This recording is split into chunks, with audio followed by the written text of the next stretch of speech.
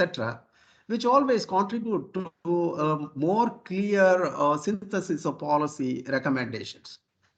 So different modes of policy augmentation are used in synthesizing the discussion in this policy, synthesizing evidence and making decisions on policy actions. The modes of policy augmentation are the characteristics rules followed by information as it is transformed into policy claims, actionable claims. The several different modes of argument involve reasoning from authority, method, generalization, classification, intuition, cause, sign, motivation, analogy, parallel case, and ethics. So the augmentation involve all of these. We need to look at all of this: method, generalization, classification, intuition, cause, sign, motivation, etc. Each of the 11 modes of argument has a different types of warrant, necessity, and multiple modes can be found in any policy argument. These warrants are the reasons offered by the proponent or opponent of any policy to justify a claim on a policy action, or an interference or an inference based on the information that is supplied. Now, in policy analysis, the efficiency of policy analysis rests on three fundamentals. So in policy analysis, the evidence synthesis, that is the most crucial stage. The critical stages of policy cycle is evidence synthesis, information dissemination, and policy recommendation. So at the beginning, I set out the 5 stages of policy cycle: agenda setting, then problem determining, and policy analysis, and then policy recommendation and policy implementation. But in the whole process, these 3 are the most important process in policy analysis. That is evidence synthesis, research, or whatever evidence we have for policy making, evidence synthesis.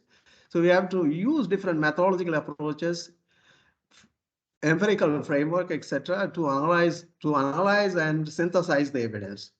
And then the information dissemination, make conclusions out of those evidences and disseminate those evidences, which will lead to actionable policy recommendations. Evidence-based policy making has 2 goals. One is to use what we already know from the program evaluation to make policy decisions. And the other is to build more knowledge to better inform future policy decisions. So one is to know what we already know, and the other is to build knowledge to better inform our next course of action. This approach prioritizes rigorous analysis research of research findings, uses data analytics, because in today's world, we live with big data, and we need to also adopt data analytics methodologies and evaluation of new innovations.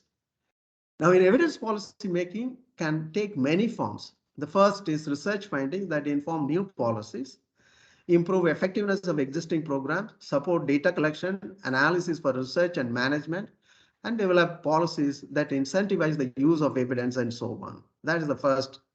The second is research finding has the most frequently been applied to social and human resource services program. But a wide variety of government programs could benefit from building and using evidence. Even the government generates a lot of evidence, but those evidences are not adequately comprehensively captured and analyzed for further policy making. So therefore, the movement towards evidence-based policy making has seen significant progress in recent years across the world in policy making. But we need to make further progress in this. So this chart explains the flow of action in terms of evidence, interpretation, findings, policy formulation, and conclusions. So this chart is the most clearest way of explaining the link between evidence synthesis, interpretation, and findings and formulation. Now, in terms of evidence synthesis, it could be a report, policy analysis report. It could be an analytical report. It could be a policy recommendation document, policy brief. So the evidence synthesis, evidence analysis, policy analysts use different methodologies, approaches, etc., to examine the evidence, which they finally document in terms of a report or an analytical report or a policy document. So they, in synthesis, they give series of interpretation of the findings.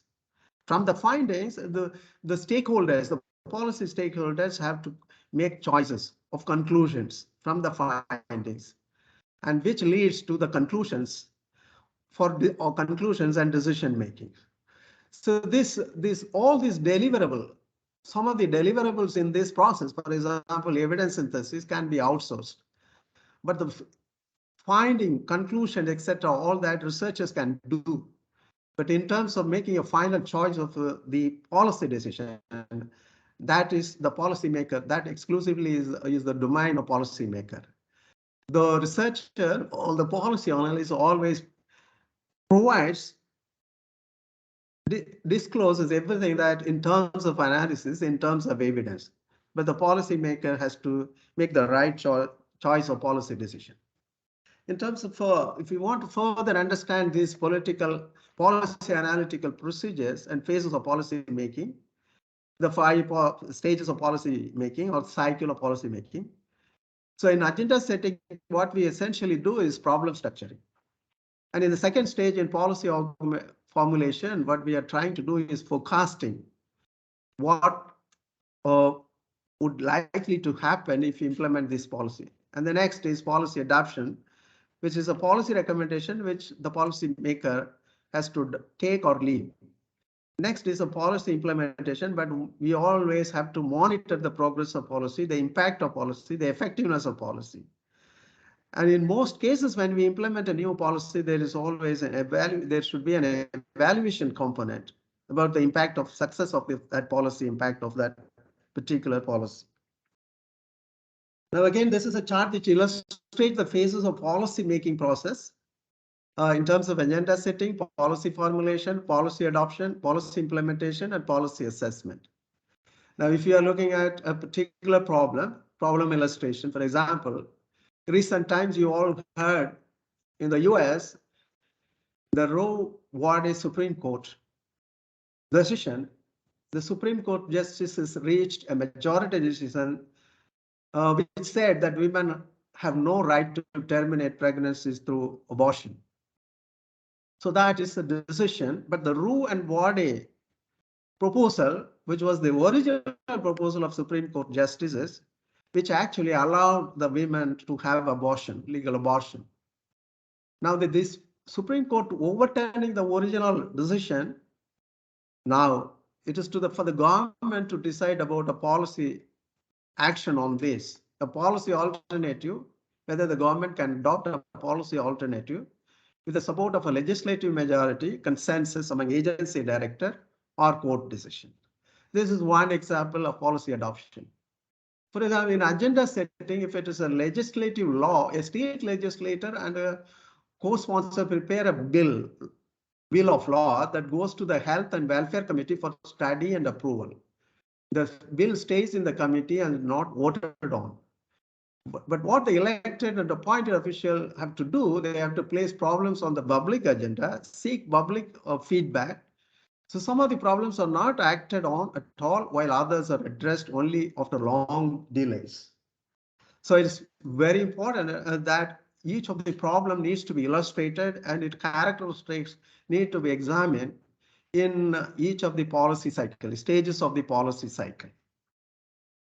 So this is a chart that raises a series of, for each of the stages of policy process, it raises a series of questions. So if those questions are satisfactorily answered and the policy process can move to the next stage, that is the policy choice or policy action. The first is problem identification. What is the problem? What will happen if we do nothing? Second is evaluating alternative policy action. What should be the goal and what option or a mix of options that offer greatest benefit at the least cost? And the third is selecting alternative options. Which option is most viable, which is the most cost effective, and which is the most feasible. And the fourth is implementation, policy implementation. What is necessary to obtain successful implementation? Favorable environmental, favorable conditions or other conditions.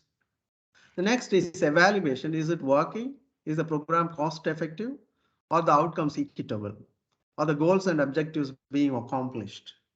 The next is policy change. Do the current programs need to be changed or the new policies needed? The last is termination. Is the program worth keeping or we need to terminate this program? That is where policy monitoring and evaluation is impact. When we actually implement a policy, when actually policymaker implements a policy, he has to keep monitoring the impact of the policy, evaluate the impact of the policy, and then if there is needed, then we need to terminate that policy. So this is a chart that gives a framework for framing a policy problem. The first stage, the problem analysis and the background analysis, etc. This is a particular case. The previous one was a generalist, and this one is the particular case of framing a policy problem and policy analysis. And lastly, the formulating recommendations for policy action. So good analytical documents and their recommendations share certain features. So finally, a policy analyst makes a policy document and makes policy recommendations. But these documents need to share certain features. Firstly, the recommendations in such documents tend to be concise. Indeed, if the primary audience of analytical results are decision makers, they are likely to have limited time to read the outcomes. Conciseness can be considered during the editing and final product. It should not be necessary be the primary concern during the initial formulation of recommendations. Secondly, recommendations should be understandable. Even the most complex issue must be broken down to proposals for action that are comprehensible and based on clear and readable ideas. Finally, recommendations should be precise. There are always challenges in evidence-based policy making, but despite its obvious appeal and substantial promise, evidence-based policy making is easier than done. It faces many challenges related to difficulty of providing relevant causal evidence, lack of robust data, and reliability of published research and transmission of research findings. Thus, the evidence-based policy may result in a dramatic simplification of available evidence, but which may lead to flawed policy descriptions. So one has to guard against this. Therefore, it is very important, but also it is important that for transforming research evidence to policy, research produces a wide range of evidence.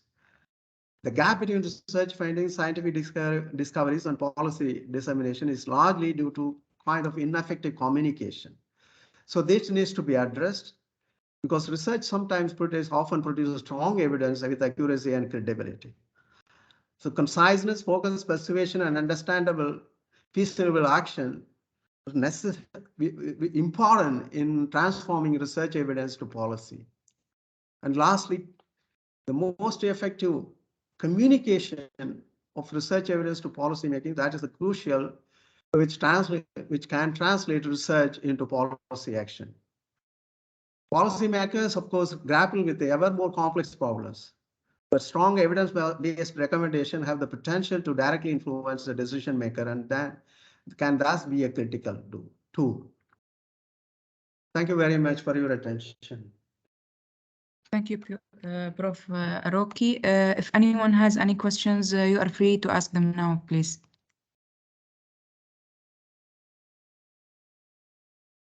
Dr. Arcosmi, thank you very much. I do like to thank Cesare for this great effort and this